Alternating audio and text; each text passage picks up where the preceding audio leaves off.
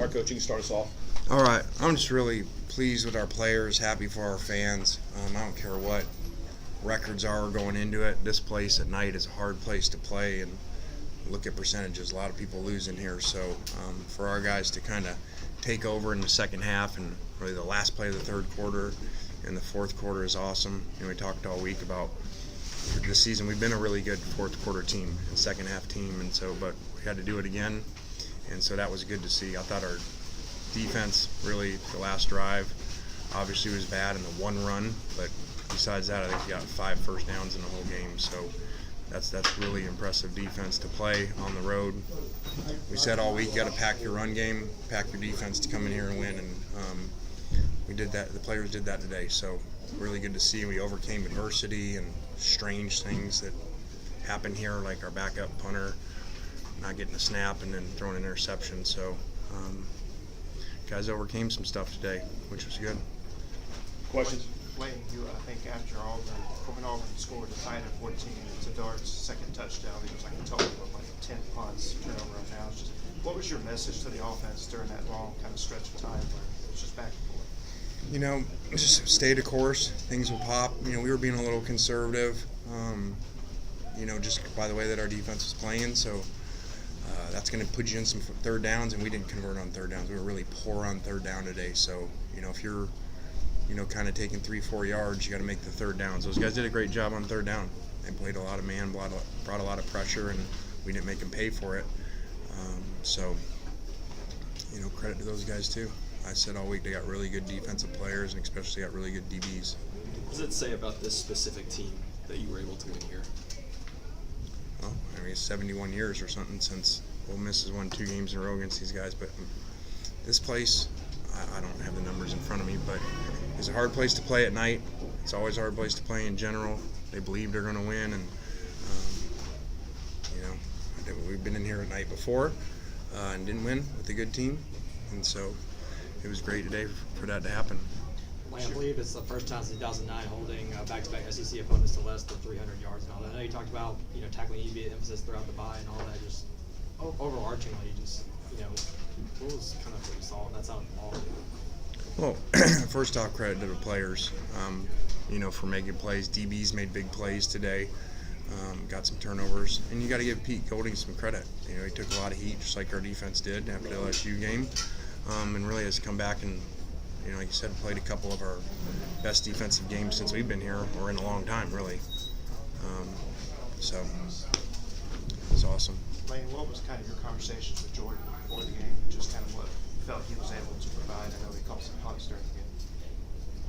Yeah, that just shows you who he is. This guy had, 2 plates put in his hand, 11 days ago or something like that, and still has stitches. And he wanted to play. I did not think he'd play. I obviously didn't do anything all week. And this morning he's like, I can catch, and he went out and caught the cast on. So obviously we still didn't use him very much, but that says a lot for a guy really with one hand that you put him back in this environment to catch punts. Walking through that first drive of the game, it seemed like y'all had 4 penalties on that drive, and we're still able to, and had some negative plays, but we're still able to cap that off. I know there were some struggles that followed, but just how big was it in hindsight just staying one step ahead, which I guess I'm going to trail the rest of the way? Yeah, overcoming adversity, especially early like that. We were moving the ball, but hurting ourselves with the penalties. So that was great to see. We got help with 1 penalty on them also, but I thought, Jackson had the one really bad throw, which is behind Zakari and ends up as an interception. We had momentum then, and outside of that, I think he played a really good game. We didn't ask him to throw a lot. We knew that they basically double team your slots, so there's going to be chances to scramble because there's nobody left when they match it, and he made some big scrambles in that. So did a good job. Trey Harris has dealt with some injuries this year, another big game. What can you say about him? Yeah, Trey did a great job. He played a position he's never played. He played Jordan's position and played the slot. We actually flipped him when their corner got hurt and put him out there on the backup corner for the fade when that guy came in, and the quarterback made a good throw and he made a big play, which was a big changing play.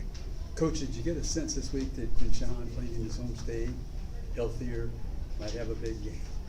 I did. I think he's always had something against his state. going back to Troy when we played them and how angry he ran. So, that was awesome to see him play that well and play really physical and have a mindset like that and practice like that all week. Starting to see maybe the run game rounded into what you were hoping to be with getting Quinshon healthy and seeing what Ulysses has been able to do when he gets his chances. Yeah, I was worried, but not quite as worried as everybody else early because, we've just always been able to run the ball eventually. Maybe a game or two not, but I think we were fourth in the SC coming in, so after a really slow start. So I think that both running backs did a good job, the line did a good job, and we got out of here with a win. And fortunately, last year, I know our fans don't like these one-score wins and anxiety with them, so that's why I let them score there at the end, just to give our fans some anxiety. Lane, is this about what you expected when you hired Pete, these type of games last time and this time out? Yeah, I didn't know how fast it would happen. I've known for years, and I've never even coached with him, just known for years what people said, and going back to his first interview with Saban, and people in the room said, Saban said that's the most impressive interview he's ever seen. And I was a young defensive guy, and there have been some really good interview guys that he's hired. So I didn't know we'd ever have a chance to get him. And so it just worked out, and it was awesome. And we're seeing it pay off. That was a really big investment, that was made. And so I think everybody's happy right now with that. What's changed the last couple of times out for you defensively? Well, remember we played LSU, so LSU kind of does that to everybody. They can make you look kind of like the Bama, Georgia great defenses in those years. They can make you look really bad, and so we fixed some things, but we didn't also change everything just because you got two elite receivers and a phenomenal quarterback. So we played really good a lot of times on defense, over the course of the year, even early. Anything else for Coach? Go ahead. Coach, there were times when this Jordan-Hare crowd really got into it because of some plays made. What did it take for your guys to be able to overcome a lot of those moments? Well, I think the game, in my opinion, energy changed on the score of the last play of the third quarter. They got that big show and everything between the third and fourth quarter, and when things aren't going good, that show can kind of, be intimidating. But the fact we had just scored and kind of taken some air out of the stadium, I think was a huge play right there as we went into the fourth quarter. Anything else for Coach? All right. All right, Thanks, guys. guys. We'll have Thanks. players in shortly.